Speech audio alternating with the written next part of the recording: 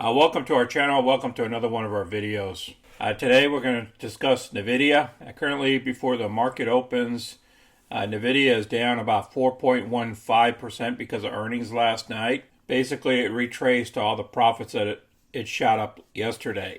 So let's dig into this. NVIDIA beats Q1 earnings and revenue estimates with the quarterly earnings of $1.36 per share, beating the estimate of $1.30. This compares to an earnings of 92 cents per share a year ago. This quarter report represents an earnings surplus of 4.62%.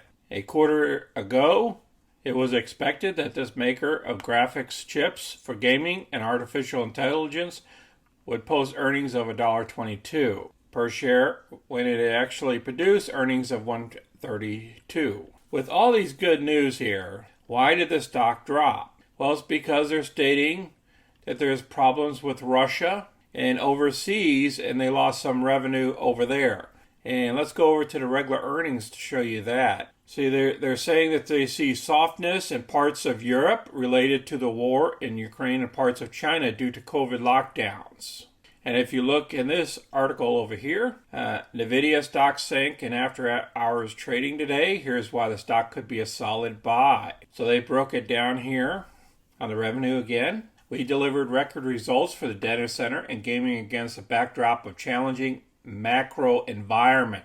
There you go, macro environment, just like in Snap, like I did a video on Snap a couple days ago. They're using the same language as Snap, and that's what scares investors as well. Then they're talking about NVIDIA noted that the war in Europe and the coronavirus lockdowns in China were likely to negatively affect sales results by approximately $500 million.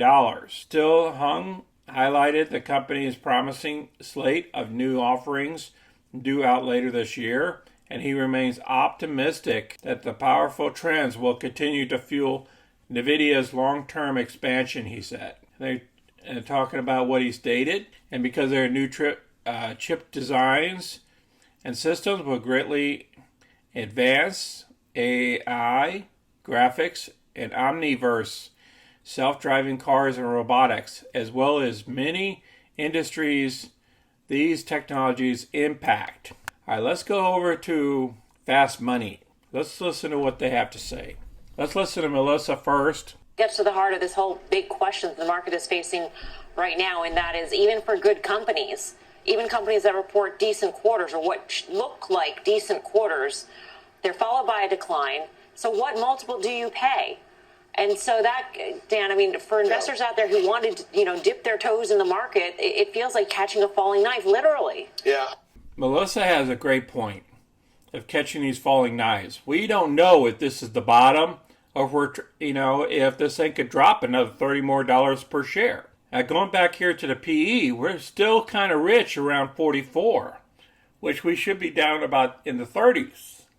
In this atmosphere right now of raising interest rates, you want to see companies below 30 before you get into the PEs, unless it's your spec companies. That's my opinion. Let's go back to Fast Money again. Let's listen to what Dan has to say. I mean, one way to get exposure to this would be like through the SMH without having that idiosyncratic risk. I mean, this is trading again at 12 times sales. It's a $400 billion market cap company. It's one of the largest in the S&P and in the NASDAQ. And so, I mean, this is what we're seeing right now. We're at the stage of this decline in high growth or high valuation names where they've shot all those other names, right? We know the ones that are down 60, 70, 80% now. And I think it's important to understand that we were talking about this stock 6 months ago as joining the $1 trillion market cap club. Yeah, SMH, you can get the index fund of this, and then you wouldn't be all in on NVIDIA. You would be invested in many of tech companies. As you can see here, the chart has been trending downward. This is the daily chart. Our RSI down here at the bottom is around 42, and it hasn't been at these levels since we were back here in 6/1/2021. So this is the levels that we're playing at right now. And can it go further? Yeah, I believe it could go down to this 141.